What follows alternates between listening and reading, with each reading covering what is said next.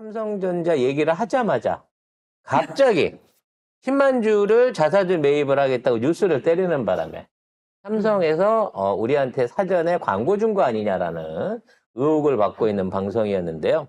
관련해갖고 간단하게 그 기사 나온 거 정리를 좀 하고 그때 이야기 중에 좀 미진했던 부분을 조금 마무리하는 걸로 먼저 시작을 해볼까 합니다.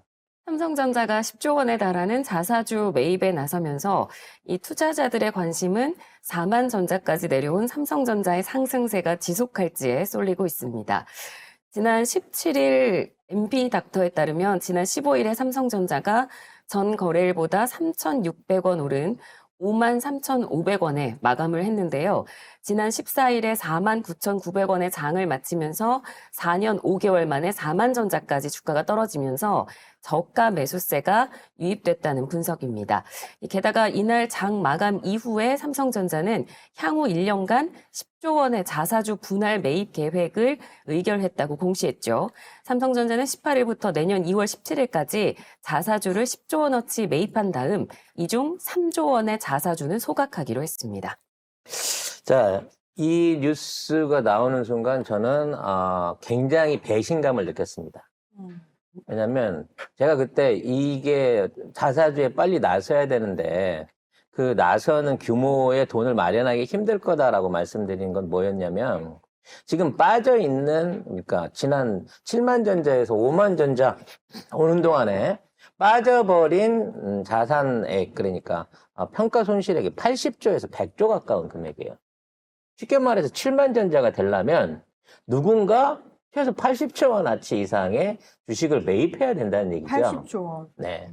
근데 지금 삼성전자가 갑자기 오후에 이게 위기 상황인가 위기 상황이야. 위기 상황인데서 갑자기 이 10조 원이라고 하는 금액을 발표를 했는데 따져놓고 보면 유동성으로 1년 내내 10조 원을 끊어서 한다는 얘기고 급하게 사들여서 주가에 반영될 수 있는 소각은 3조 원 정도 한다는 얘기예요.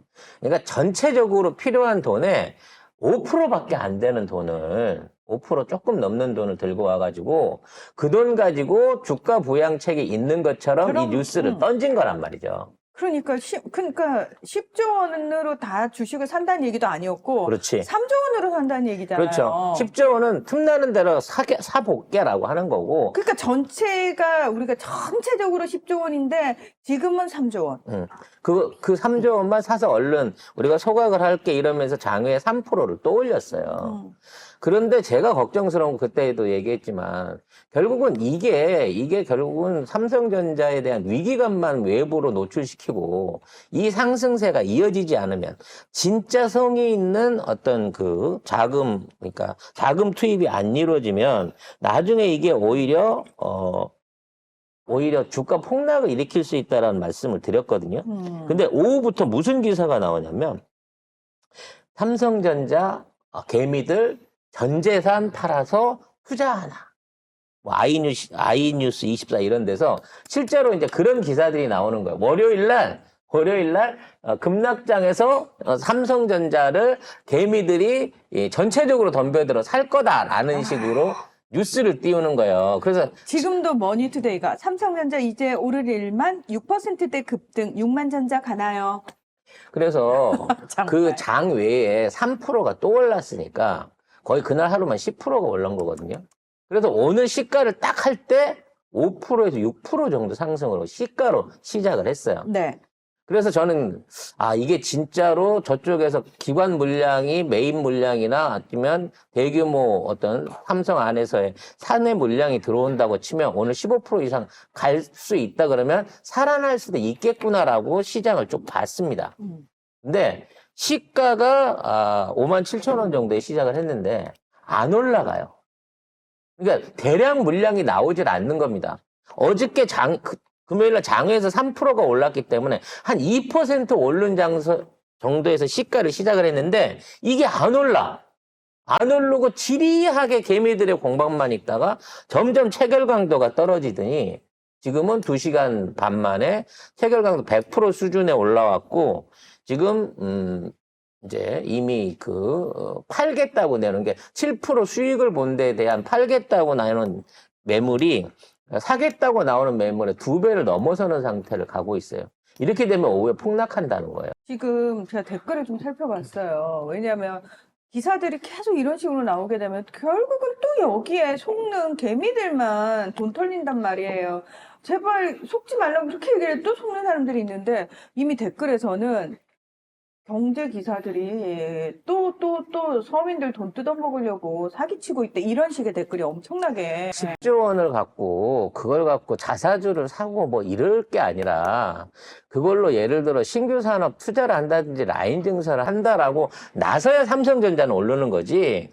몇 조 원 그거 사가지고 매입한다 그래갖고 그거에 홀라당 그 주가가 올라갈 상황도 아닌 것이며 지금 있는 근본적인 문제는 기술 혁신의 강도가 떨어짐으로 인해 갖고 이미 이 광대역 반도체에서 하이닉스에게도 밀려버린 상황. 그리고 계속해서 기술자 유출이 일어나고 있으면서 혁신 동력이 멈춰버린 삼성전자의 위기 상황을 지적하고 있는데 불구하고 이런 미봉책밖에 안 내놓기 때문에 그치. 결과적으로는 더 나쁜 결과를 만들어낼 수 있는 상황이 왔다는 거예요. 우리가 그날 금요일날 사실 송 작가님 얘기하면서 핵심이 삼성전자가 원래 기술 중심의 기업이어야 되는데 갑자기 회계 중심, 돈놀이로 바뀐 거예요. 돈 계산으로. 그래서 그 중심에 누가 있었다? 정현호라는 사람이 있었다. 부회장이 있었다. 근데 삼성전자 10만 주 이 얘기가 떴는데 저는 그때 답을 제가 단톡방에 그렇게 얘기했거든요. 정현우를 자른다는 얘기가 있어야 되는 거다. 그렇지. 이제 더 이상 김앤장 같은 애들한테 경영 전략 세우라고 안 하고 옛날에 이건희 회장이 했듯이 되든 안 되든 다음 단계 신기술을 위해서 일단 무조건 투자하고 가겠다라고 할 수 있는 경영에 대한 기술 경영에 대한 혁신을 얘기를 해줘야 되는데 지금 삼성은 전혀 그런 반성이 없다는 거예요. 심지어 주가가 못 지켜주고 지금 계속해갖고 밀리고 있는 이 상황에서도 대량 거래가 들어오질 않는다는 거야. 도대체 그 3조 원은 언제 쏘겠다는 거야? 아니, 근데 이 와중에도, 야, 지금이라도 사야 되는 거 아니야? 라는 사람들이, 아우, 집 살 때 영끌해서 집 사면 안 된다고 우리가 문재인 정부 때 그렇게 얘기를 했잖아요. 그래서 뭐 판단은 여러분이 하시는 겁니다만 송 작가가 보기에는 지금 있는 1년의 주말에 있었던 이 패턴들은 건희가 도이치모터스나 삼부토건 갖고 하던 짓거리랑 똑같은 거예요. 뉴스 띄워가지고 개미들 끌어들인 다음에 그 안에서 차익 건지는 짓거리랑 똑같은 겁니다. 지금 반복적으로 계속 이 짓거리를 하고 있는 거 계속 반복적으로. 지금 삼성전자에 관련해서 저희가 삼성을 미워해서 이런 게 아니라 삼성전자를 지켜야 되는데 지키려고 하면 진짜로 네 사례, 네 숨어있는 니네 비자금을 갖고 와가지고 진짜 회사를 살리기 위한 제대로 된 자사도 투자를 하라는 거예요. 안 한다죠. 안 아무튼 한답니다. 많은 분들이 이제 매국노 아니냐? 누가요? 내가 삼성전자를 망하라고 하고 있는 거 아니냐고. 삼성전자가 망하면 왜 매국이 됩니까? 아니, 저기 잠깐만 되게 웃긴다. 뭐지? 그러면 삼성전자를 추앙하는 게 애국이야? 그렇지. 뭐지? 똑같이 삼성전자가 이미 외국인 지분이 50%가 넘어선 지 오래됐는데 그럼 이미 삼성전자는 주식적인 가치로 따지면 우리 게 아니잖아요. 경영권 우리가 쥐고 있는 거니까. 저는 그 경영권을 방어해야 돼. 또는 그 경영을 바르게 해야 돼. 제대로 된 경영진이 서야 되는데 지금 이재용이는 그게 안 보이니까. 그거를 할 수 있는 제대로 된 변화와 혁신을 보여라는 얘기잖아요. 그걸 못하고 있는 거예요. 결론적으로 말씀드리면 이 추세가 유지된다고 하면 삼성전자가 7만 전자를 회복한다는 거는 오히려 3만 5천 원대 이하로 빠진다고 하는 것보다 훨씬 가능성이 낮아 보이는 상황인 겁니다. 그러면 결과적으로 삼성의 지배 구조가 바뀌게 될 가능성이 높아 보여요. 왜냐하면 지금 삼성전자 주식을 나눠 갖고 있는 삼성의 계열사들도 전부 다 어떤 형태로든지 대출을 받아 쓴 것 같아요. 이건 단순히 삼성 일가라고 하는 이재용 일가가 상속대 때문에 이렇게 흔들리고 있는 게 아니라 반대 매매 위기에 올라가 있는 거예요. 삼성그룹 전체 자금 위기가 오고 있는 상황이다라고 해석할 수 있을 만큼 이게 확대되고 있다는 거죠. 많은 분들이 그렇습니다. 삼성전자 없으면 어떻게 사나? 삼성전자 외국에 넣으면 망하잖아. 삼성전자는 국내에서 그 공장으로서 운영되는 만큼 국내 경제에 미치는 영향은 실질적으로 그렇게 크지 않습니다. 다만 우리가 생각해야 될 거는 어떠한 상황에서도 이게 뭐 화무 11홍이라는 얘기 있잖아요. 어떠한 기업, 어떠한 뭐 그 권력도 세월이 지나면 그게 쇠하게 돼 있는 거예요. 그러니까 반도체 삼성이 10년, 15년 동안 세계 경제계, 세계 IT 업계, 전자업계계의 최고의 자리를 지켜온 건 사실이죠.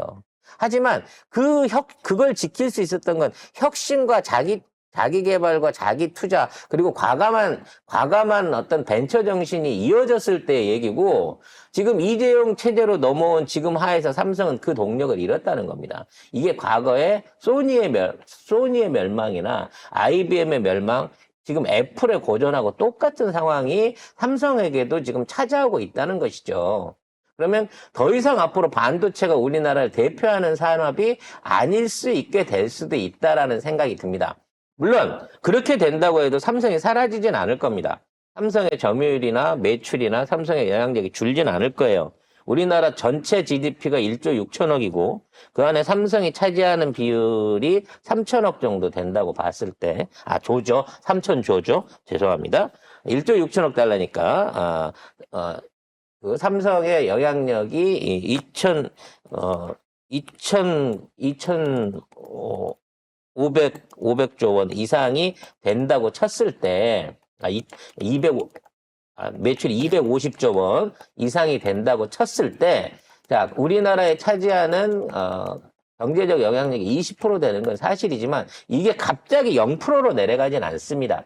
이걸 대체할 수 있는 대한민국의 산업들이 성장해 올라오고 있거든요.